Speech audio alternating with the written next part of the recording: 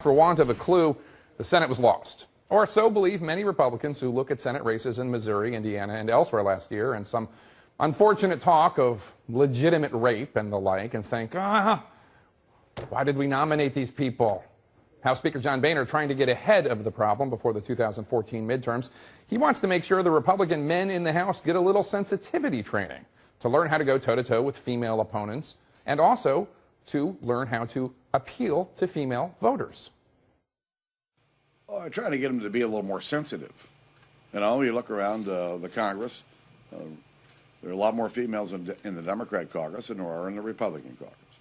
And, you know, some of our members just aren't as sensitive as they ought to be. And in the film version, the role of John Boehner will be played by Alan Alda.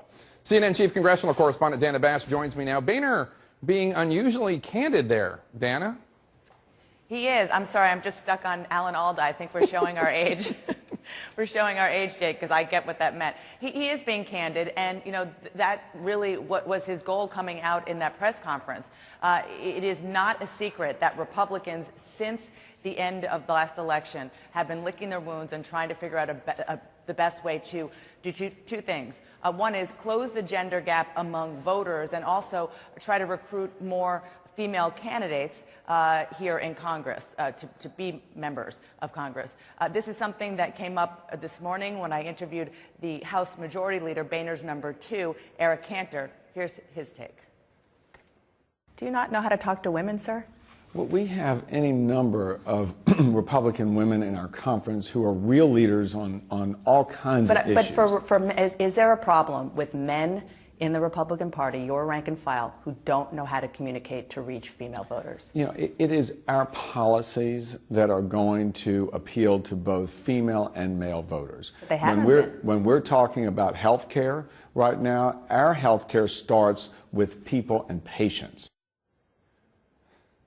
So Mr. Boehner, a little bit more candid than his number 2 there. Dana, a lot of this obviously is about trying to prevent the kind of gaffes we heard, for example, from former Congressman and Senate candidate Todd Akin in the 2012 Missouri Senate race when he made a reference to legitimate rape and shutting that whole thing down, et cetera, as if there were types of rape claims that weren't legitimate, as if that was biologically accurate. That became like a national issue, Republicans would argue, aided by a liberal media, but one way or the other, they're trying to avoid this happening again. That's exactly what's going on. So what's happening behind the scenes, Jake, is all candidates, and this happens constantly, you know this, in both parties, they go through media training. So, but what House Republican strategists are doing in their media training is putting an emphasis on learning how to answer questions that they're going to get about abortion, about rape, and not make the gaffes that you just played before.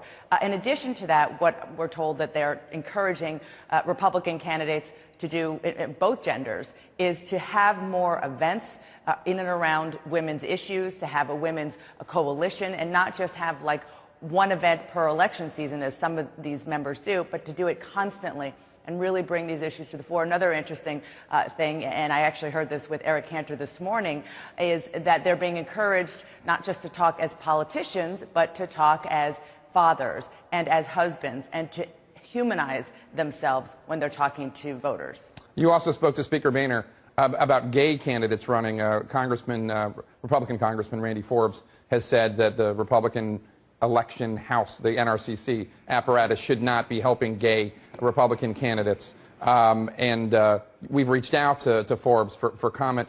What have you heard about this issue today? Well, he does not, Congressman Forbes does not have the support of the leadership on this. I asked Speaker Boehner if he supports the party giving money to, at least there are 2 openly gay Republican candidates, one in California, one in Massachusetts, and he had a 2-word answer: I do. He's trying to put that to rest and move on, and our understanding is that is exactly what's happening. In the case of the candidate from Massachusetts, Richard Tussey, he came very close, Jake, beating the Democrat last time around. He had a lot of support, a lot of money from the Republican Party nationally, and he is going to as well this year. That's right. I should have been more precise. Openly gay Republican candidates. Thank you so much. Dana Bash on Capitol.